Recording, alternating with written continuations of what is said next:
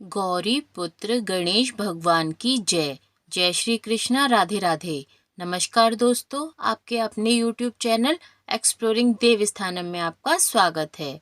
आज इस वीडियो में हम आपको हल षष्ठी यानी हल छठ की कथा को बताने जा रहे हैं। अगर आपको हमारी वीडियो पसंद आए तो इसी तरह व्रत त्योहारों की सही तिथि, शुभ मुहूर्त एवं व्रत कथाओं को जानने के लिए हमारे चैनल को लाइक एवं सब्सक्राइब अवश्य करिए। भाद्रपद माह के कृष्ण पक्ष की षष्ठी को यह पर्व भगवान श्री कृष्ण के ज्येष्ठ भ्राता श्री बलराम जी के जन्मोत्सव के रूप में मनाया जाता है। इसी दिन श्री बलराम जी का जन्म हुआ था। आइए अब जानते हैं हल षष्ठी की व्रत कथा। प्राचीन काल में एक ग्वालिन थी। उसका प्रसव काल अत्यंत निकट था।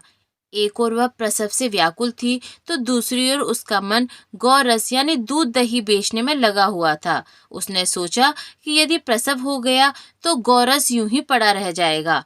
यह सोचकर उसने दूध दही के घड़े सिर पर रखे और बेचने के लिए चल दी, किंतु कुछ दूर पहुंचने पर उसे असहनीय प्रसव पीड़ा हुई। वह एक झरबेरी की ओट में चली गई। वहां एक बच्चे को उसने जन्म दिया। वह बच्चे को वहीं छोड़कर पास के गांव में दूध दही बेचने चली गई। संयोग से उस दिन हल षष्ठी का दिन था।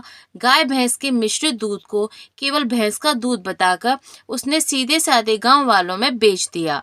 उधर जिस झरबेरी के नीचे उसने बच्चे को छोड़ा था, उसके समीप ही खेत में एक किसान हल जोत रहा था। अचानक उसके बैल भड़क उठे और हल का फल शरीर में घुसने से वह बालक मर गया। इस घटना से किसान बहुत दुखी हुआ, फिर भी उसने हिम्मत और धैर्य से काम लिया। उसने झरबेरी के कांटों से ही बच्चे के चिरे हुए पेट में टांके लगाए और उसे वहीं छोड़कर चला गया। कुछ देर बाद ग्वालिन दूध बेचकर वहां आ पहुंची। बच्चे को ऐसी दशा में देखकर उसे समझते देर नहीं लगी कि यह सब उसके पाप की सजा है। वह सोचने लगी कि यदि मैंने झूठ बोलकर गाय का दूध न बेचा होता और गांव की स्त्रियों का धर्म भ्रष्ट न किया होता तो मेरे बच्चे की यह दशा न होती। अतः मुझे लौटकर सब बातें गांव वालों को बताकर प्रायश्चित करना चाहिए। ऐसा निश्चय कर वह उस गांव में पहुंची जहां उसने दूध दही बेचा था। वह गली गली घूमकर अपनी करतूत और उसके फलस्वरूप मिले दंड का बखान करने लगी। तब सब स्त्रियों ने स्वधर्म रक्षार्थ और उस पर रहम खाकर उसे क्षमा कर दिया और आशीर्वाद दिया। बहुत सी स्त्रियों द्वारा आशीर्वाद लेकर जब वह पुनः झरबेरी के नीचे पहुंची तो यह देखकर आश्चर्यचकित रह गई कि वहां उसका पुत्र जीवित अवस्था में पड़ा है। तभी उसने स्वार्थ के लिए झूठ बोलने को ब्रह्म हत्या के समान समझा और कभी झूठ न बोलने का प्रण लिया। तभी से इस दिन को हल षष्ठी के रूप में पूजा जाता है। इस दिन हल पूजा का विशेष महत्व होता है। इस दिन गाय के दूध व दही का सेवन करना वर्जित माना गया है। इस दिन हल जुता हुआ अन्न तथा फल खाने का विशेष महत्व है। इस दिन महुए की दातुन करनी चाहिए। यह व्रत पुत्रवती स्त्रियों को विशेष तौर पर करना चाहिए। भाद्रपद माह के कृष्ण पक्ष की षष्ठी को यह पर्व भगवान श्री कृष्ण के ज्येष्ठ भ्राता श्री बलराम जी यानी बलदाऊ के जन्मोत्सव के रूप में मनाया जाता है। इसी दिन श्री बलराम जी का जन्म भी हुआ था। श्री बलराम जी का प्रधान शस्त्र हल तथा मूसल है। इसी कारण उन्हें हलधर भी कहा जाता है। उन्हीं के नाम पर इस पर्व का नाम हल षष्ठी पड़ा। भारत के कुछ पूर्वी हिस्सों में इसे ललई छठ भी कहा जाता है।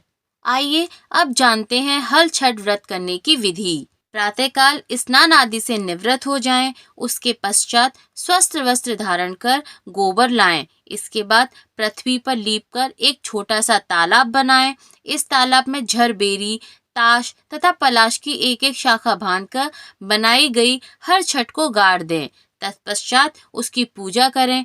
पूजा में सतनाजा यानी चना, जौ, गेहूं, धान, अरहर, मक्का तथा मूंग चढ़ाने के बाद धूल, हरी कजरियां, होली की राख, होली पर भुने हुए चने के होरा तथा जौ की बाल चढ़ाएं।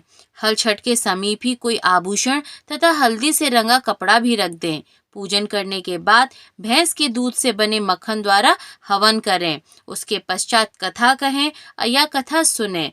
अंत में आरती करनी चाहिए तथा भगवान को बारंबार प्रणाम करना चाहिए, अर्थात हे देवी, आपने गंगा द्वारा कुशावर्त, विल्वक, नील पर्वत और कनखल तीर्थ में स्नान करके भगवान शंकर को पति के रूप में प्राप्त किया है। सुख और सौभाग्य देने वाली ललिता देवी, आपको बारंबार नमस्कार है। आप मुझे अचल सुहाग दीजिए, मेरे पुत्र पौत्रादि की रक्षा करिए, मेरे वंश को बढ़ाइए। इस प्रकार अंत में प्रार्थना करनी चाहिए, क्षमा याचना अवश्य करनी चाहिए। बोलिए भगवान श्री कृष्ण की जय, भगवान बलराम की जय।